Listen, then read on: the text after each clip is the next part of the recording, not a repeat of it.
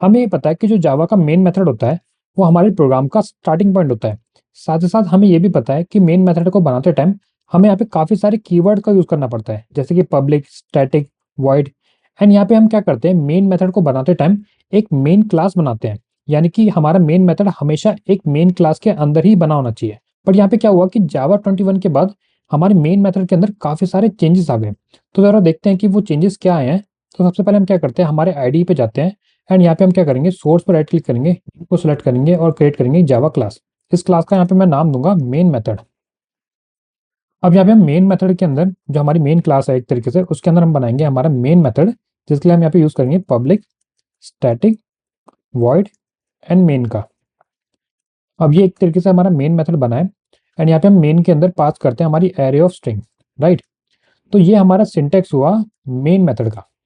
अब यहाँ पे हम क्या करेंगे, मेन मेथड के अंदर हम system dot out dot println के थ्रू एक मैसेज प्रिंट करेंगे जो कि है हमारा हेलो वर्ल्ड।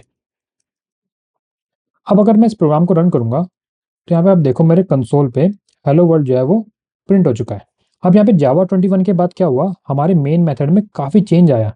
एक तरीके से यहाँ पे हमने क्या किया है, 5 लाइन ऑफ कोड का यूज़ किया है, तब जाके हमारे मेन मेथड के अंदर हमने यहाँ पे एक हेलो वर्ल्ड को प्रिंट किया हमारे कंसोल पे। अब यहाँ पे जावा 21 के बाद हमें मेन मेथड के अंदर सबसे पहले हमारा जो मेन क्लास है उसको बनाने की ज़रूरत नहीं है।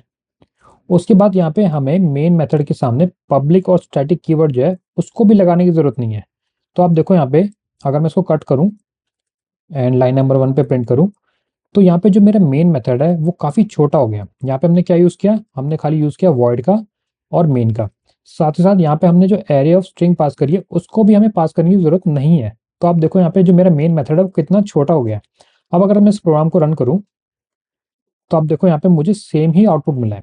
तो एक तरीके से जो मैंने पिछली बार कोड लिखा था जहाँ पे मैंने एक मेन क्लास बनाई थी, उसके अंदर मैंने पब्लिक स्टैटिक वॉइड मेन का यूज़ किया था, साथ ही साथ हमने यहाँ पे एरे ऑफ स्ट्रिंग भी पास करी थी उसके कंपेयर में। और जो अब हमने लिखा है यहाँ पे void main, simply void main, आप देखो यहाँ पे कितना डिफरेंस आ गया है। वो हमने लिखा था 5 लाइन ऑफ कोड में, यहाँ पे हमारा 3 लाइन ऑफ कोड में ही काम हो गया। तो बेसिकली जावा 21 के बाद ये हमारा काफ़ी ड्रास्टिक चेंज आया है मेन मेथड के अंदर। तो अगर आपको इंटरव्यू में कभी भी ये पूछा जाए कि जावा 21 के बाद यहाँ पे क्या चेंज आया है, तो आप ये बता सकते हो कि मेन मेथड के अंदर हमारा एक ड्रास्टिक चेंज आया है, जिसमें हमारा सिंटैक्स जो है वो काफ़ी हद तक छोटा हो गया है। एंड यहाँ पे मेन मेथड को यूज़ करने के लिए हमें खाली वॉइड मेन का ही यूज़ करना है। उसके अलावा यहाँ पे हम जितने भी कीवर्ड यूज़ करते थे उसकी अब हमें ज़रूरत नहीं है।